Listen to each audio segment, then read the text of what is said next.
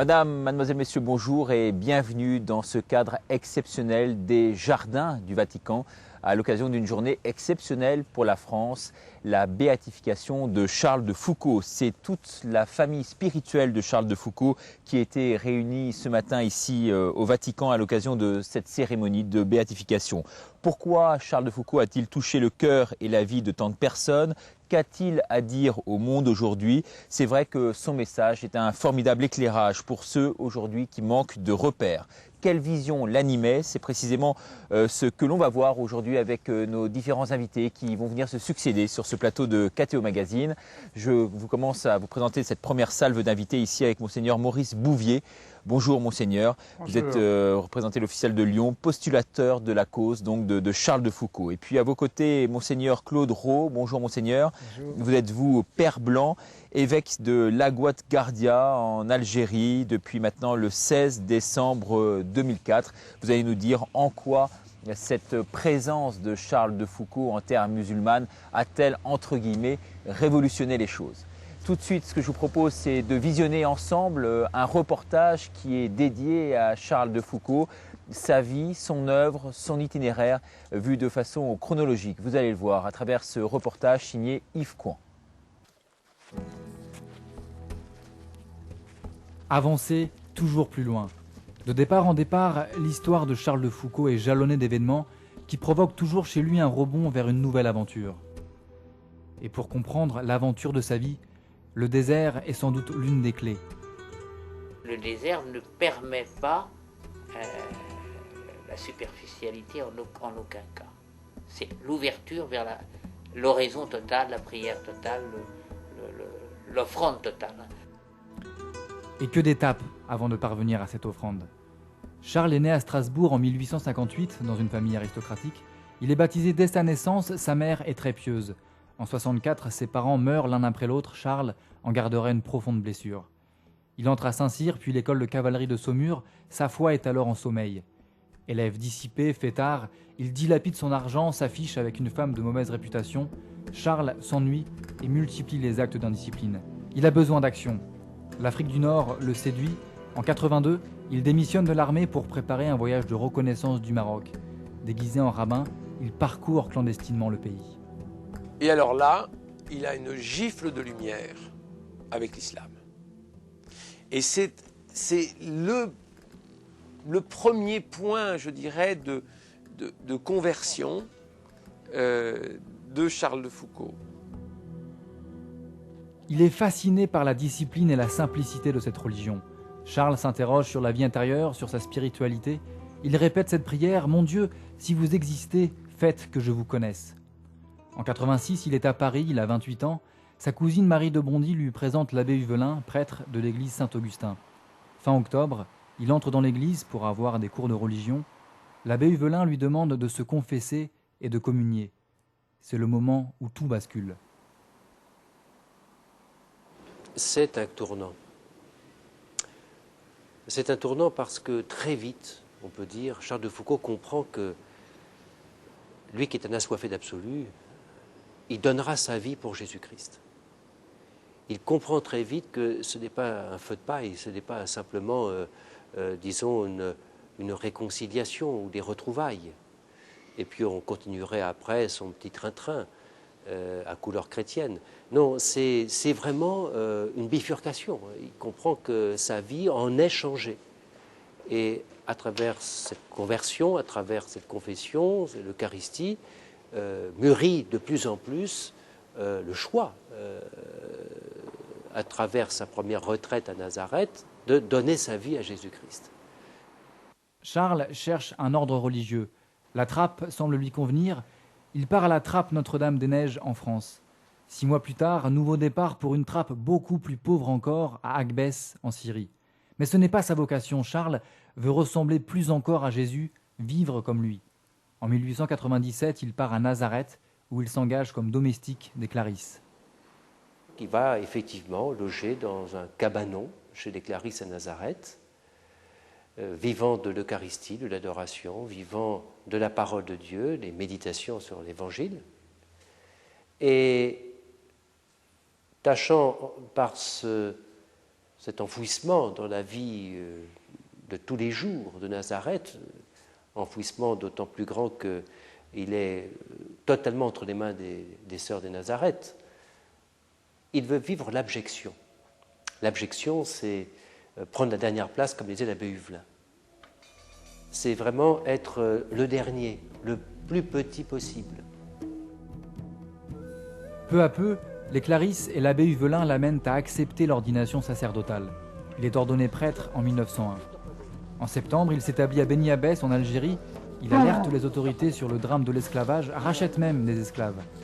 Charles fait plusieurs tournées chez les Touaregs, il apprend leur langue, il fait un catéchisme en langue locale et commence à traduire l'évangile. Aucun prêtre n'a pénétré chez eux avant lui. Il veut évangéliser ces populations. Charles de Foucauld sera de plus en plus persuadé que ce n'est pas par un apostolat explicite et direct où on annonce Jésus-Christ, selon les conceptions missionnaires classiques, que l'on fera rencontrer Jésus-Christ, surtout auprès de populations qui ne sont pas prêtes du tout à entendre un message sur Jésus-Christ, mais c'est par la bonté. C'est en découvrant la bonté du disciple que, peut-être, ces hommes, ces femmes, ces populations découvriront un jour le vrai visage de Dieu. Tamanrasset, en Algérie. C'est ici que Charles de Foucauld s'installe en 1905. Il n'y a personne à l'époque, seulement quelques militaires. Il l'aide à construire cet ermitage, la Frégate. Charles choisit ce lieu délaissé pour être au plus près des Touaregs. Chaque jour, il travaille plus de 10 heures sur la langue des hommes du désert. Le frère Antoine Châtelard est arrivé ici en 1954. Il a appris à connaître Charles de Foucauld. J'ai découvert un homme avec ses immenses qualités, mais aussi ses limites, ses apparentes contradictions et ses évolutions. C'est pour ça que je me suis intéressé à ces multiples conversions qui ont marqué toute sa vie. Avant même celle de Saint-Augustin à Paris, mais tout au long de sa vie, après ces étapes, ces changements, ces transformations, pourquoi il a quitté un lieu pour venir dans un autre, bon, ce sont ces questions successives que je n'ai cessé de me poser. Et en faisant cela, je m'affrontais à une personnalité qui m'apparaît de plus en plus forte et de plus en plus riche, mais que c'est difficile de cerner. À Tamanrasset, c'est le seul chrétien, il ne peut célébrer l'Eucharistie. Une véritable souffrance pour lui. Mais c'est dans sa vie d'ermite qu'il va trouver son accomplissement. Noël 1907, épuisé, il tombe malade, frôle la mort.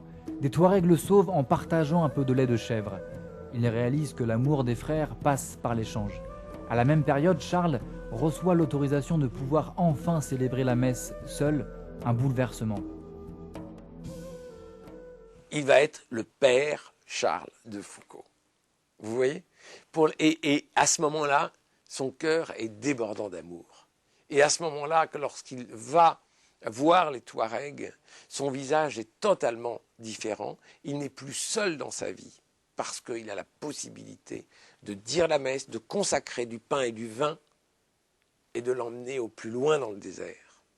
Il veut porter Jésus-Christ et le Christ dans son Eucharistie à ces populations délaissées. Ça, je crois que cette immersion dans le milieu de ces populations pauvres, c'est le secret pour lui de l'abjection vécue. Pauvre parmi les pauvres, son immersion est de plus en plus totale. Il ne se contente pas d'un culte de l'Eucharistie, lui-même devient eucharistique. Comme Jésus, Foucauld s'immerge dans la condition humaine et offre sa vie.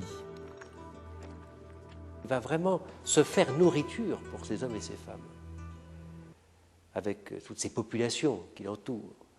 Et en même temps, il offre sa vie à Dieu, ce qui est le sens premier de l'Eucharistie, comme Jésus a offert sa vie au Père.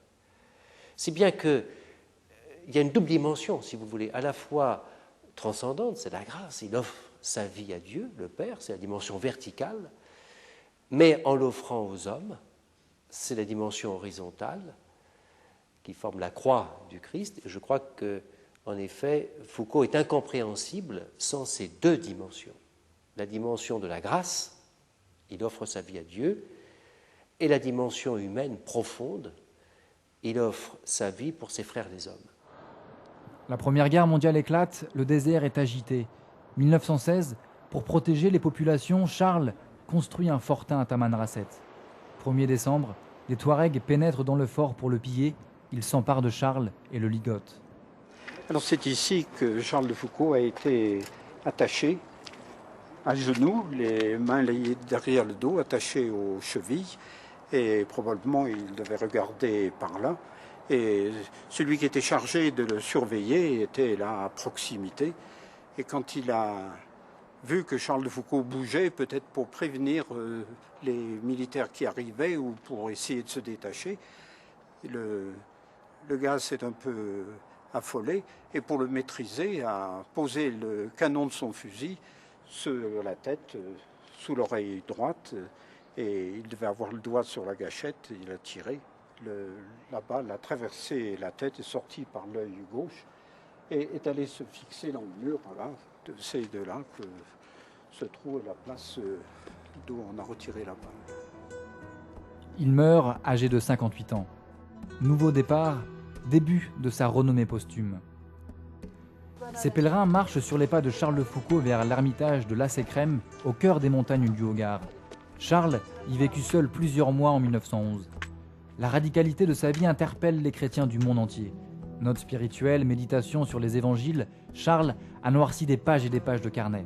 Il amène à redécouvrir la place centrale de l'Eucharistie et de l'Évangile au cœur de la communauté chrétienne. Avec l'Eucharistie, la parole, l'Évangile. Et je crois que là aussi, Foucauld est très précurseur. Il ne dissocie pas la table de l'Eucharistie de la table de la parole. Et nous avons à redécouvrir, comme Foucauld nous y invite, la place de la parole de Dieu dans notre propre vie. Autre message fort, l'enfouissement vécu de Charles de Foucauld. Toujours aller au plus petit de ses frères. Pour être grandiose, le sacré s'adresse aux minuscules. Vous voyez, c'est-à-dire au grain de sable. C'est dans le grain de sable que se trouve le sacré. C'est pas dans les ornements, c'est pas dans les beautés, c'est pas... Oui, c'est aussi là, mais il se trouve d'abord au plus petit de mes frères. Et si je prends la dernière place, qui était celle du Christ sur la croix, dit l'abbé Huvelin, mais si je vais vers la dernière place, je suis sûr de toucher l'universalité. Coucher de soleil à Lassé-Crème, la plus belle solitude du monde pour Charles de Foucauld. Il voulait créer des congrégations, des communautés. De son vivant, il a toujours échoué. Mais ce qui semble être un échec est tout autre. Une vingtaine de communautés religieuses, de fraternités séculières, s'inspirent aujourd'hui de la spiritualité radicale de Charles de Foucauld, le frère universel. Voilà, retour à présent ici dans les jardins du Vatican. Je me tourne vers nos deux évêques qui sont venus nous rejoindre. Monseigneur Bouvier, vous avez, bien sûr, joué un rôle considérable en étant postulateur de la cause. Tout d'abord, comment était l'ambiance ce matin, ici même, au Vatican, dans l'enceinte même de cette basilique? Il y avait une grande joie chez tous ceux qui participaient à la célébration, et même ceux qui ne sont pas venus directement pour la béatification de Foucauld étaient contents de voir le relief qu'a donné le cardinal Saraiva Martins à la figure de Foucauld dans son homélie, et aussi la grande participation des prêtres. Beaucoup sont venus à cause de Foucauld. Et c'était la première fois que dans une béatification à Saint-Pierre, il y ait eu tant de concélébrants. On m'a dit qu'il y en avait plus de 1000. Vous avez senti, vous également, une ferveur particulière? Oui, une très grande ferveur, une très grande chaleur humaine qui, je crois, aura fait beaucoup plaisir à Charles de Foucauld, le frère universel. Qu'est-ce qui peut expliquer justement une telle ferveur, d'après vous, Monseigneur? C'est-à-dire que la béatification de Charles de Foucauld est le fruit d'une très longue attente, d'un très long mûrissement, et que pendant plusieurs années, nous avons vu se succéder des branches à la famille foucauldienne. Charles de Foucauld n'a pas été, à proprement parler, un fondateur, si ce n'est celui de la sodalité, mais il a donné naissance à actuellement presque une vingtaine de familles spirituelles, et je crois que c'est toute cette famille spirituelle présente, laïque, prêtre, religieuse, qui était dans la joie et dans l'allégresse. Je crois qu'il y a eu un long cheminement de Foucauld que personnellement j'essaye toujours de mettre en valeur, et quand je veux résumer très vite ce que je pense de lui, je vois 3 étapes dans son cheminement. Il y a la redécouverte de sa famille et des vertus familiales avec la devise familiale « jamais arrière ». Quand on commence quelque chose, il faut aller jusqu'au bout. La deuxième devise qu'il prend quand il arrive à Nazareth, « Fiat voluntas tua », je m'abandonne à ta volonté, Seigneur, je vais essayer de faire ta volonté. Et donc, ça c'est important parce qu'il a tempéré sa volonté de puissance par une soumission à la volonté d'un autre. Et enfin, dernière étape, Jesus Caritas, celui à qui il donne sa vie, c'est quelqu'un qu'il aime et qu'il veut aimer. Donc tout change. Et à partir du moment où c'est l'amour qui domine, sa vie prend une ampleur et un rayonnement beaucoup plus grand. Oui, c'est ça, on a entendu ça ce matin. Il a fait de la religion un amour. Moi, je retiendrai deux mots de Benoît XVI ce matin. Ça a été le sens de l'humanité qu'il a trouvé à travers la vie de Jésus à Nazareth. Son expérience de Jésus à Nazareth a été une expérience profonde de la découverte de ce que pouvait être l'humanité de Jésus. Et je crois que pour lui, ça a eu un sens, Nazareth. C'était d'abord ça, de découvrir un Dieu incarné, un Dieu qui a pris chair, un Dieu qui a vécu au milieu des hommes et dont il voulait vraiment devenir le disciple. Et cet aspect humain de son existence et de christianiser cette humanité, il l'a fait et il l'a cherché tout au long de son existence. Le deuxième mot que j'ai retenu de Benoît XVI ce matin, ça a été son sens de la prière, certes, mais aussi la dimension universelle de sa vie. Il a voulu être le frère universel. Et pour être le frère universel, il a rejoint les plus petits, les plus pauvres, les plus lointains. S'il est allé au Sahara, ce n'est pas par désir de trouver de la solitude, de trouver de la tranquillité, de vivre en ermite retiré dans la prière, mais c'est d'abord pour rencontrer les hommes. C'est d'abord pour aller comme Jésus à la rencontre de l'humanité. Et lui qui cherchait la dernière place, finalement il s'est aperçu que cette dernière place était toujours prise sous le visage du plus pauvre, du plus simple, dans lequel il découvrait son bien-aimé et frère Jésus. Derrière cette démarche quand même d'aller au désert, il n'y a quand même pas une idée de rupture derrière tout ça, de changer de style de vie, de prendre un peu de distance et de hauteur par rapport à ce qu'il avait vécu précédemment? Je dirais que son départ au désert après son ordination sacerdotale, ce n'était pas du tout une rupture, c'était au contraire mettre en œuvre ce qu'il avait découvert à Nazareth. Comme il le dit, j'ai découvert que Nazareth pouvait se vivre partout et cette ressemblance à Jésus de Nazareth, cette volonté de le rendre présent, y compris dans les lieux où il n'était jamais allé, ça donne bien un peu l'aspect encore de Foucault qui est tout content de faire ce que personne n'a encore fait. Il y a toujours la recherche d'une nouveauté et il se dit « je suis peut-être le seul à pouvoir le faire, donc il faut que je le fasse ». Alors après, bien sûr, il le fait dans la soumission au préfet apostolique, mais il commence par avoir des idées, puis il soumet ses idées, puis après il les réalise.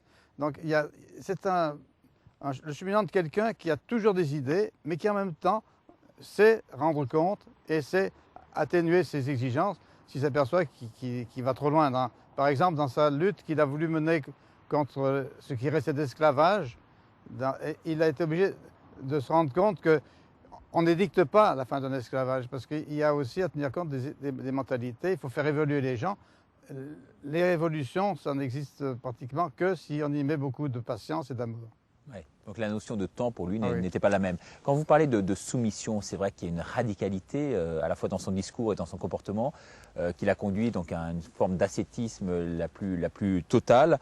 Ça rejoint cette exigence de vérité et cette volonté transcendantale qui l'ont animé toute sa vie? Je crois, c'est le sens de l'absolu. Un absolu, disons, du côté du plus grand, qu'il a découvert à travers ces musulmans qu'il a vu prier, pour qui Dieu était tout. Et puis aussi cette radicalité dans le plus petit dont il voulait prendre la dernière place. Et il a voulu la faire en se rapprochant, en devenant proche, en devenant le prochain de l'autre. Et ce que je trouve d'extraordinaire pour un homme de son époque, ça a été non pas d'aller au désert, d'aller chez les Touaregs pour leur apprendre le français, mais il s'y met lui-même à l'école de ces hommes, en apprenant leur langue et en devenant en quelque sorte un spécialiste de leur langue. Il a mis par écrit 6000 vers de poésie touareg qui n'étaient pas nécessairement des poésies mystiques. Il a fait un dictionnaire de 4 volumes de langue touareg, de touareg français, qui est une œuvre absolument extraordinaire. Et c'est la marque vraiment de son désir de rentrer dans cette humanité et de rejoindre l'autre sur son propre terrain et de non pas d'amener l'autre sur le sien. C'est ça. Aider les hommes finalement à découvrir leur âme. Hein. Oui. C'est ça un peu sa démarche, Monseigneur Bouvier?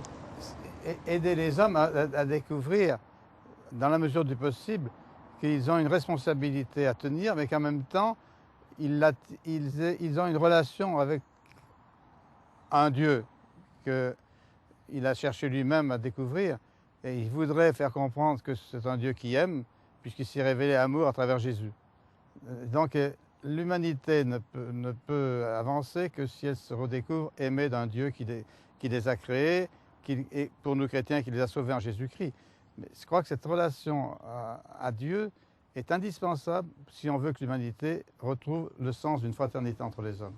Oui. Dans cet univers de ténèbres, du doute, vous pensez vraiment que Charles de Foucault est en cela une sorte de lumière dans la nuit, de phare en quelque sorte? Je crois qu'il est beaucoup plus phare dans sa recherche que dans la lumière qu'il a pu laisser percevoir. Ça a été un chercheur, ça a été un explorateur, et je crois que toute la dynamique qu'il avait mis dans sa recherche, dans l'exploration du Maroc, il l'a mise dans une recherche de l'exploration de lui-même, de la recherche de son Dieu, et dans une recherche de ce Dieu qui habitait aussi les autres. Mais un discernement finalement très long également sur sa propre vocation. Oui, c'est une longue recherche, et je crois que l'aboutissement ne s'est fait qu'au terme de son existence lorsqu'il s'est retrouvé en Dieu. Ouais. Il est resté chercheur toute sa vie, blessé de cet amour dont il ne pouvait pas vivre de façon parfaite, et je crois que ça a été un stimulant extraordinaire pour lui de continuer à chercher et à continuer de vouloir rencontrer l'autre, et tout en étant aussi au pied de son bien-aimé et Seigneur Jésus. Ouais. Donc c'est de cet abandon finalement total qu'est née cette lumière de la vocation? Abandon total, oui, mais à condition de mettre tout de suite cette atténuation que qui dit abandon ne dit pas paresse. C'est au contraire, il veut bien s'abandonner à la volonté de Dieu, mais il va la chercher. Et il va la chercher avec les moyens qu'il a, donc en étudiant, en restant toujours avec des projets à soumettre à son père spirituel ou à son préfet apostolique, mais il va sans cesse continuer à avancer, parce que un homme ne peut découvrir la vérité sur sa vie que s'il agit. Dieu ne se révèle pas à ceux qui sont paresseux. Alors il est mort, on le sait, assassiné, hein, on nous l'a rappelé ce matin, on l'a vu dans le reportage. C'est vrai qu'il aurait pu être déclaré martyr, non? C'est pas en fait ce qu'il voulait, plus que bienheureux, être martyr? Peut-être il le voulait, mais le martyr c'est une grâce, c'est un don de Dieu, ce n'est pas, je dirais, une conquête personnelle. C'était là son désir. Son désir, je crois, c'était plus de vivre pour les autres que de mourir pour les autres.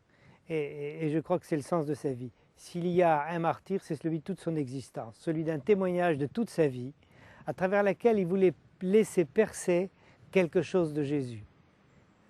Son martyr, c'est cette blessure de n'avoir jamais été totalement transparent à Jésus.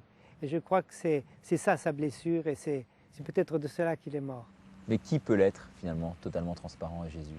Personne, si ce n'est Jésus lui-même. Je pense qu'on le découvre dans une autre lumière maintenant que nous le voyons avec un certain recul, mais je crois que dans son humilité, il a toujours désiré être saint, mais être reconnu comme tel par l'Église, ce n'était pas son problème.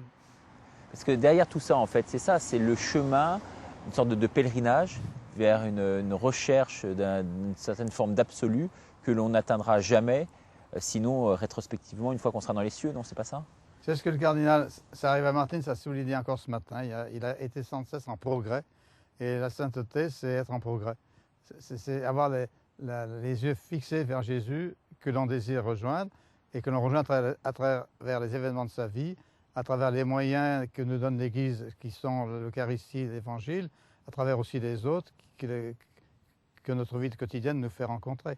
Donc il y a l'ouverture à ce Jésus qu'il aime, elle se fait à travers toute sa vie, à travers sa piété, à travers son adoration eucharistique, à travers ses longues méditations de l'Évangile, mais à travers aussi tous ses contacts. Parce que quand il est arrivé à Béni-Abbès, il pensait qu'il aurait une vie un peu de cloîtré, et puis il s'est aperçu qu'il était obligé d'ouvrir, de recevoir, et plus il a avancé dans sa vie, plus il s'est aperçu que sa vie c'était d'accueillir, et de se laisser convertir par les gens qu'il accueillait. Donc c'est un exemple finalement pour toute l'humanité de se dire que finalement, même au bout du compte, au-delà de certains événements fâcheux qui ont pu arriver dans notre existence, on est tous appelés à être saints. Exactement. Exactement. Rien n'est jamais définitif. Et même, je dirais, nos propres errances et nos propres chutes peuvent être une sorte de tremplin pour nous faire rebondir. On ne peut pas désespérer de Dieu, on ne peut pas. Alors mon père, vous êtes depuis maintenant un certain temps, vous vivez dans le désert, donc à la manière de Charles de Foucault. Oui, qui a inspiré votre vie et en quoi? Ce que j'ai beaucoup aimé chez Charles de Foucault, c'est le jour où j'ai découvert que c'était un marcheur. Charles de Foucault allait rarement à chameau. Il marchait. Et il a fait des milliers et des milliers de kilomètres dans sa vie. Et je crois que ces milliers et milliers de kilomètres, il les a fait aussi à l'intérieur de lui-même. Et ce qui m'a beaucoup attiré chez Charles de Foucault, c'est cet homme, ce marcheur. Hein. Sa dernière photo est absolument magnifique parce qu'il a le cou tendu en avant, comme celui de l'homme qui est toujours prêt à se mettre en route. Et je crois autant il a marché à travers le désert, autant il a marché à l'intérieur de lui-même et à la recherche des autres. Parce que derrière cette marche que vous évoquez, en fait, c'est une forme d'inclinaison spirituelle que vous soulignez? Oui, tout à fait, tout à fait. Une tension à la fois vers l'autre et à la fois vers Dieu qui est finalement la même. Aujourd'hui, en Algérie ou au Maroc ou dans le désert où vous vivez dans le Sahara, en quoi aujourd'hui Charles de Foucault est-il plus qu'un symbole, je dirais presque une icône? Je n'aime pas tellement le mot icône parce qu'elle est figée. J'aime bien me représenter encore Charles de Foucault en marche. La béatification de Charles de Foucault, c'est pour moi l'authentification par l'Église universelle de ce que nous vivons, nos petites églises au Sahara ou en Algérie. Notre préoccupation n'est pas tant de faire de nouveaux chrétiens que rendre proche Jésus au milieu des autres. D'être Jésus allant à la rencontre de l'autre, avec cette surprise de voir que souvent, à travers l'autre, c'est aussi Jésus qui vient à notre rencontre. Et cette grande aventure-là, nous la vivons en Église. Nous sommes une poignée de chrétiens absolument insignifiants aux yeux des statistiques, mais comme disait Jean-Paul II, votre vocation, ce n'est pas de faire nombre, c'est d'être signe. Et j'espère simplement qu'à travers cette béatification, c'est ce signe que nous donnons d'une vie à travers laquelle transparaît quelque chose de Jésus et d'une vie dans laquelle nous avons beaucoup de joie à le rencontrer parce que nous savons qu'à travers l'autre, c'est aussi lui qui vient au-devant de nous. Mais en fait, un comportement réservé, mis en lumière pour peu de monde, puisque vous représentez en fait le plus grand diocèse du monde, je crois, oui, pour la plus petite des populations. Donc c'est vrai qu'il y a une sorte de paradoxe à ce niveau-là, au niveau des chiffres, non? Oui, nous n'avons pas à être la pâte, nous avons à être le ferment. Et si nous étions simplement un petit ferment, très humble dans cette Église, dans cette humanité, je crois que nous réalisons tout simplement cette parabole du grain jeté en terre, cette parabole de la pâte, du levain mis dans la pâte. Nous ne demandons, disons, rien d'autre que cela, mais d'être vraiment le vin. Mais aujourd'hui, en quoi, en Algérie, au Maroc, ce message de l'Évangile trouve-t-il un impact particulier? Je crois que ça nous dépasse. Que nous sommes une centaine, je prends le cas du Sahara, nous sommes une centaine de chrétiens répartis à travers une population de 3 500 000 habitants sur 2 millions de kilomètres carrés. Qu'est-ce que nous représentons, disons, au niveau des statistiques et à vue humaine? Presque rien. Et ce dont nous étonnons, c'est de voir l'impact et l'image que les musulmans nous rendent de nous-mêmes. Cette recherche qu'ils ont vis-à-vis de nous, peut-être parce que nous ne représentons pas un danger pour eux, mais nous représentons une différence qui est peut-être celle de Jésus lui-même dans notre humanité. Donc ça contribue vraiment à votre propre conversion. Tout à fait, tout à fait. Oui. Monseigneur Bouvier, c'est vrai que vous êtes battu, vous, corps et âme, pour faire aboutir ce procès en béatification. C'est une forme de réussite pour vous, personnelle. Et pourquoi avez-vous mis autant de cœur à défendre cette cause? Une réussite personnelle, il faut tout de suite ajouter que c'est la réussite d'une équipe. Je n'ai pas travaillé seul, j'ai été aidé par bien des collaborateurs. Et aussi par le témoignage de vie reçu des petits frères, des petites sœurs, des prêtres de la fraternité sacerdotale dont je suis membre. On ne fait avancer, si je peux dire, une cause que si on s'aperçoit qu'elle a les fruits que l'on voit déjà aujourd'hui seront encore augmentés si on aboutit. Donc ce n'est pas pour le plaisir de réussir une cause, c'est parce que je voyais que c'était utile pour l'Église d'avoir purifié ce qu'il y avait à purifier dans l'image qu'on avait de Foucault, et en même temps aussi de souligner les aspects très positifs de cette recherche de Jésus qui l'a conduit à donner sa vie. Ouais. On dit que le terme de mythe n'est pas usurpé le concernant. C'est vrai qu'on peut éclairer un peu les téléspectateurs qui nous regardent actuellement en les invitant à méditer sur les psaumes. Alors ça, je le dis volontiers. Ces méditations sur les psaumes, c'est une approche de sa méthode de méditer l'écriture qui va bien. Parce que c'est assez court, il prend quelques versets seulement et il épanche son cœur. Et deuxièmement, pour nous chrétiens, il découvre toujours dans les psaumes que Jésus est déjà présent. Donc l'unité de l'Ancien Testament et du Nouveau Testament, chez Foucault, c'est à travers sa méditation sur les psaumes.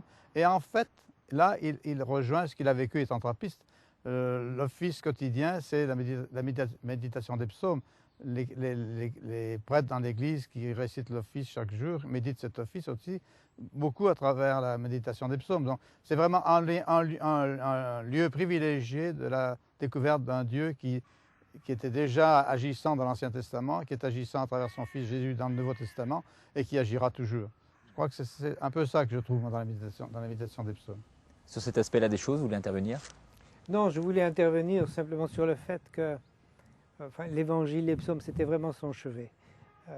C'était sa référence, c'était sa lecture continuelle.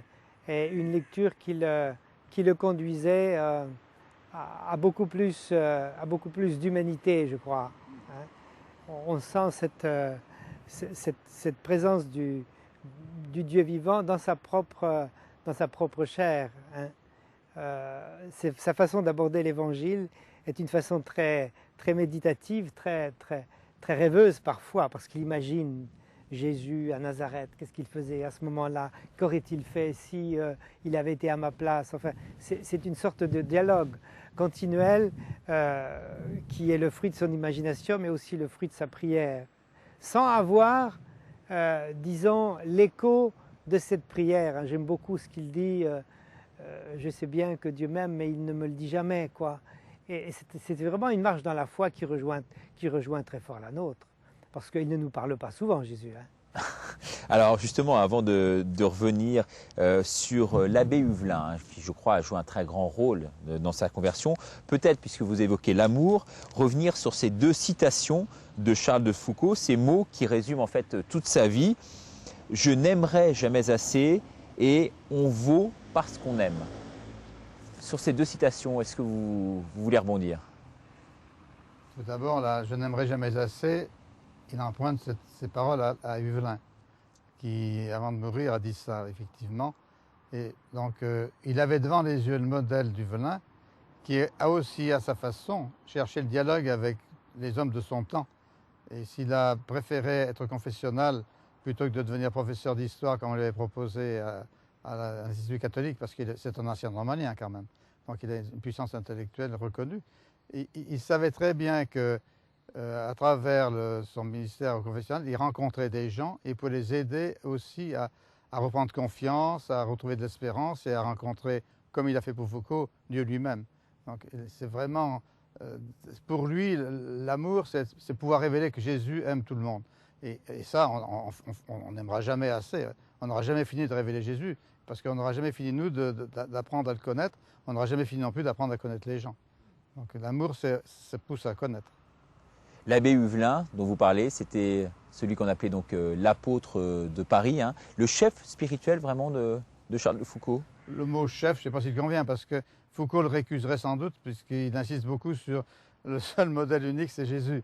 Donc, les autres peuvent nous aider à découvrir Jésus, mais il faut se laisser travailler par Jésus. Les autres, simplement, ne nous intéressent, si je peux dire, ne sont à prendre en compte que s'ils nous ramènent à Jésus tout le temps. Et ça, Huvelin le faisait constamment. Oui, l'abbé Huvelin a joué donc un grand rôle. Pour vous, c'est assez évocateur de ce qu'un prêtre doit être un guide, finalement, aujourd'hui pour... Oui. Heureusement, Huvelin est assez loin. C'est-à-dire que ça a permis à Charles de Foucault, qui peut-être aurait suivi un petit peu trop à la règle, à la lettre, les consignes de Huvelin, il en a pris l'esprit et il s'inspirait de cet homme. Cet homme l'inspirait, mais cet homme ne le dirigeait pas. Et je crois que c'est une intuition personnelle qui faisait bouger Charles de Foucault, parce que quand il écrivait au père Huvelin et qu'il lui demandait un conseil, il fallait attendre 1 mois, 2 mois avant d'avoir la réponse. Et si c'était un conseil précis pour un événement ou une démarche à faire, et je pense Huvelin a été un éclairage pour lui, beaucoup plus que, disons, un directeur à proprement parler. Un initiateur. Un initiateur, quelqu'un qui le jetait en avant. Alors comment s'affranchir précisément de ce qui ne conduit pas à l'essentiel? C'est un peu effectivement toute la quête de Charles de Foucault qui a réussi en fait à se quitter de lui-même pour aboutir donc à une certaine forme de pensée et d'épanouissement. Alors ça, c'est les longues méditations à Nazareth qui l'ont dépossédé de lui-même, et on pourrait avoir la tentation de penser qu'il a tellement voulu quitter son passé qu'il a presque exagéré sa volonté d'imiter Jésus. Mais il y a un équilibre s'est créé par la suite. Alors c'est le mystère du cheminement de chacun. C'est difficile de dire que Foucault est un exemple, mais son cheminement peut nous inspirer tous.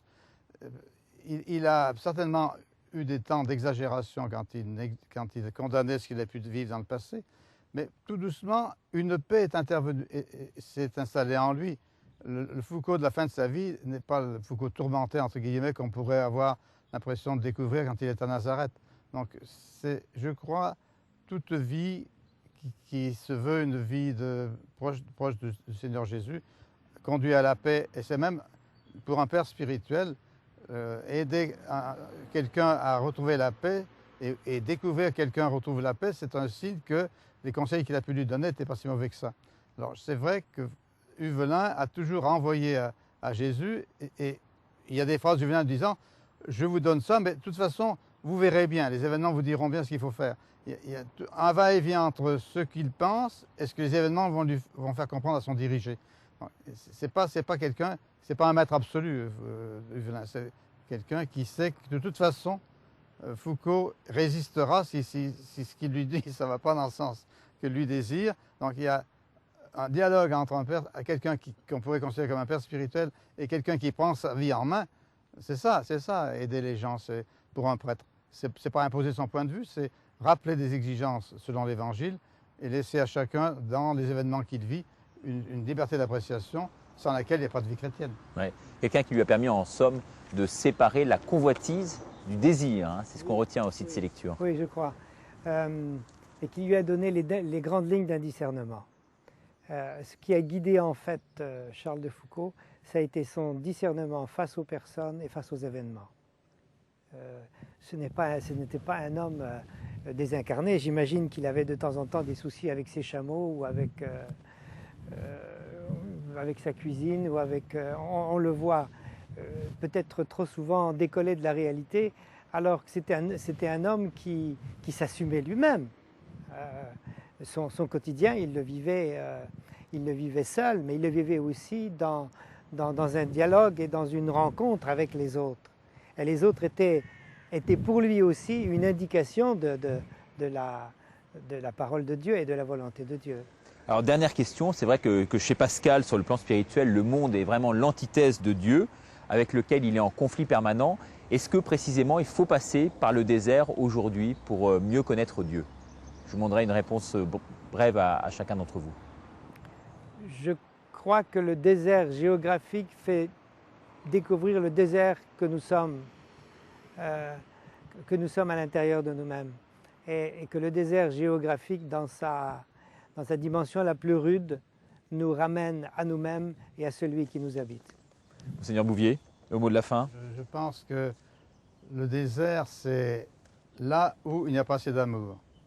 Alors, il nous faut, si nous voulons témoigner de notre foi, il faut que nous laissions habiter par l'amour de Jésus. Et à ce moment-là, tout devient un lieu de rencontre. Le désert, c'est vraiment une étape peut-être nécessaire pour purifier ce qu'on cherche dans nos rencontres avec les gens. Mais ça ne peut être qu'une étape. C'est pas le lieu qu'il faut rêver.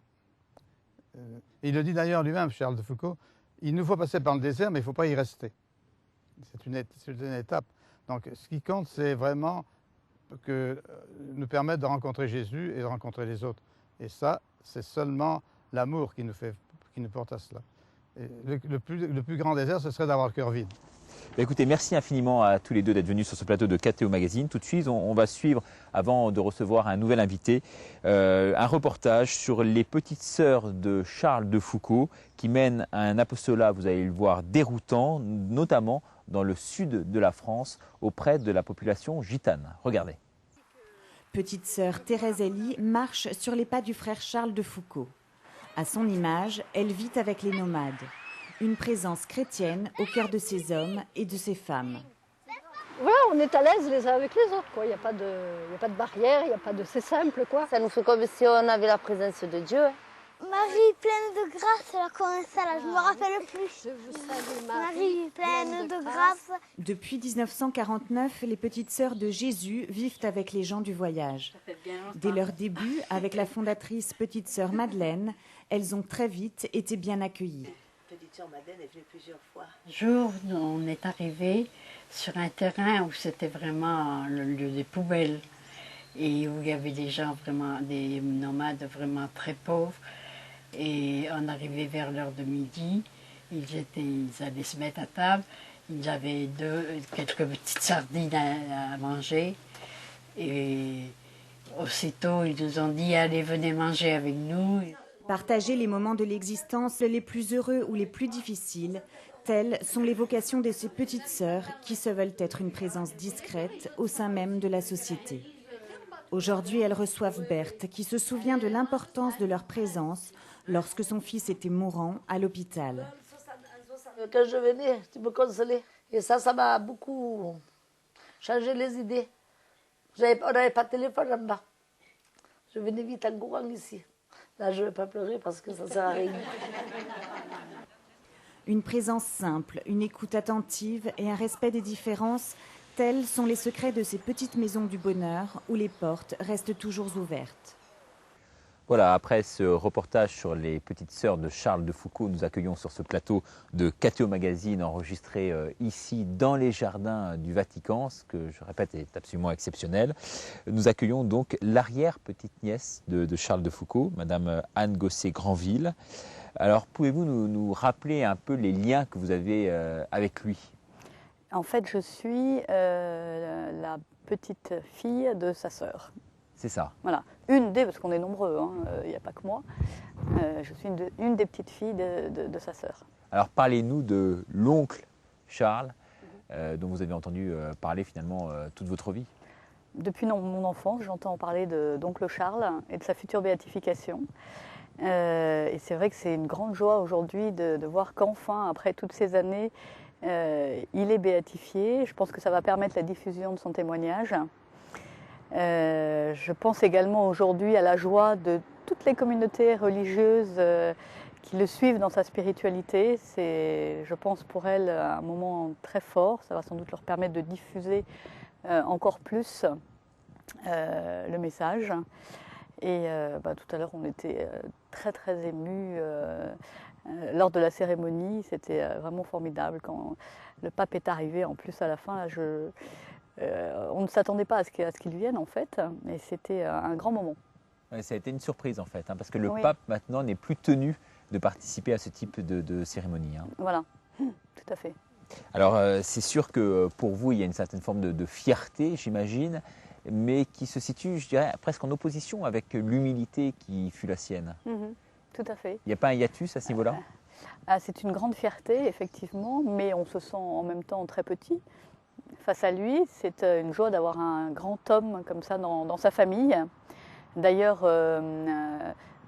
parmi ses neveux, ses neveux et arrière-petits-neveux, il y en a 9 qui sont rentrés en religion. Alors, est-ce qu'ils ont été inspirés par leur oncle? Eux seuls pourraient le dire, mais les faits sont là. Il a certainement inspiré la famille. Une certaine forme d'atavisme, alors, peut-être, dans cette famille. Et ce sont les fruits de Charles de Foucault, précisément, sa prière, qui aura permis, d'après vous, de conduire tout un pan de la famille à rentrer dans les ordres? J'imagine que oui. C'est sa formidable prière d'abandon que vous connaissez sans doute. Ah, justement, est-ce que vous pouvez nous la rappeler, cette prière d'abandon? Mon Père, je m'abandonne à toi, fais de moi ce qu'il te plaira, quoi que tu fasses de moi, je suis prêt à tout, j'accepte tout pourvu que ta volonté se fasse en moi, en toutes tes créatures. Je ne désire rien d'autre, mon Dieu, je remets mon âme entre tes mains, je te la donne avec tout l'amour de mon cœur, car ce m'est un besoin d'amour de me donner sans mesure, avec une infinie confiance, car tu es mon Père. Est-ce que le fait que beaucoup, et notamment la presse, mettent l'accent sur la première moitié de sa vie de fêtard, entre guillemets, vous gêne, ou au contraire, pour vous, est symbolique du chemin qu'il a parcouru alors? C'est pour moi très symbolique du chemin qu'il a parcouru. Je pense qu'il est un témoin formidable justement pour les jeunes d'aujourd'hui qui manquent de repères, parce que lui a également manqué de repères. Il a eu une jeunesse difficile. Mais il avait en lui des ressources cachées, et je pense que tous les jeunes ont des ressources cachées en eux. Et lui a su justement rebondir avec ses ressources et choisir un chemin librement et s'engager. Plus qu'un ami, c'est un véritable compagnon de route pour vous? Oui, c'est un compagnon de route. Je dois dire que lorsque je rencontre une difficulté, c'est vers lui que je me tourne. Aujourd'hui, vous pensez que le fait qu'il se soit autant investi prouve que l'engagement de la durée, que la société a pourtant tendance à combattre, prime sur tout le reste? Non, c'est un des points qui me paraît important. Ça ne prime pas sur tout le reste, mais c'est un point important aujourd'hui comme témoignage, parce qu'aujourd'hui justement on s'engage en général à laisser, enfin souvent on s'engage à laisser, et au cas où on rencontrerait des difficultés, mais si on refuse de faire face aux difficultés, on ne peut pas construire grand-chose. Et Charles de Foucault a choisi un chemin qui était le sien. Il a été jusqu'au bout, justement, malgré les difficultés, malgré les déceptions. Je pense qu'il avait une confiance totale en Dieu, il s'est abandonné à lui comme un fils à son père. En quoi la vie de Charles de Foucault est-elle un témoignage vivant aujourd'hui, et notamment pour les jeunes? Je dirais surtout que les jeunes qui s'engagent aujourd'hui, et il y en a beaucoup qui s'engagent quand même, il n'y a pas que des jeunes qui s'engagent à l'essai, il y a des jeunes formidables qui s'engagent dans la durée, et je dirais que leur vie est un témoignage vivant pour tous les autres, et même si aujourd'hui personne ne les suit, peut-être demain il y aura des fruits. Charles de Foucault est mort seul, il n'avait pas de disciples, et les fruits sont venus après sa mort sous la forme de 19 congrégations religieuses, inspirées de sa spiritualité. Ouais, c'est un peu le symbole de la Bible, le grain qui meurt, et puis ensuite pour mieux renaître, en fait, en quelque sorte. Ce qui vous a vraiment particulièrement touché, c'était ce voyage organisé en Algérie. Oui. Il y a un an. Est-ce que vous pouvez nous raconter? Vous avez été où?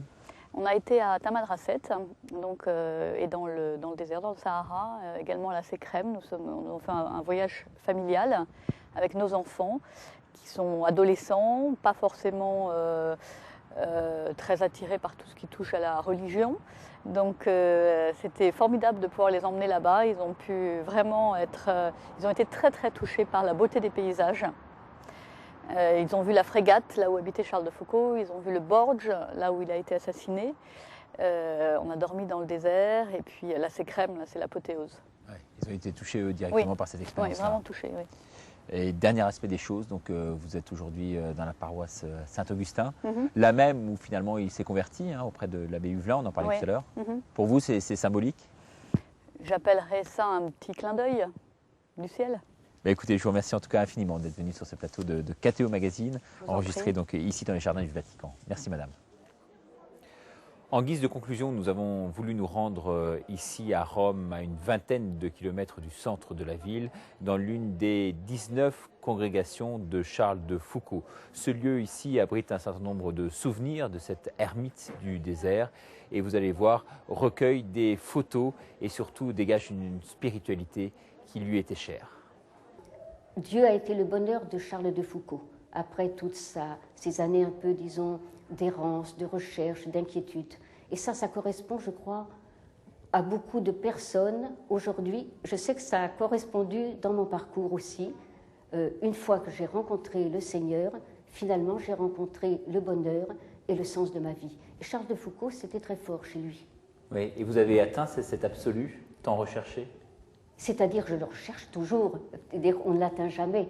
Et puis, bon, on a notre faiblesse, on a notre médiocrité, la mienne, disons. Mais il y a une étoile et on la cherche. Et lui-même cherchait l'étoile parce que Charles de Foucauld, c'est un homme qui a cherché, qui n'était pas frère tout de suite d'emblée. Il est devenu frère petit à petit tout au long de son parcours.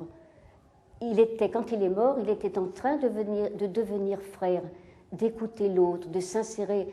Ce n'était pas son tempérament spontané quand il était jeune. Charles de Foucauld, il était un homme généreux, bon, mais pas forcément frère.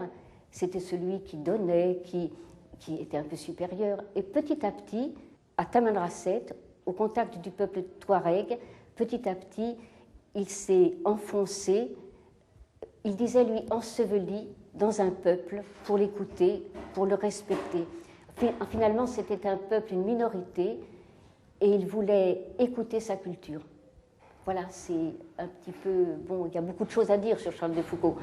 Oui, et vous avez voulu retracer un peu l'identité de ce lieu ici où il avait vécu. Voilà, par exemple, vous voyez, c'est la vie de Nazareth. Bon, alors c'est le style Charles de Foucauld, c'est le foyer de Nazareth. Donc une vie toute simple, au milieu des gens, donc centrée sur Dieu. Ça, c'est aussi une image très symbolique chez lui. Ainsi s'achève cette émission enregistrée sur Charles de Foucauld au Vatican. Merci beaucoup de nous avoir suivis.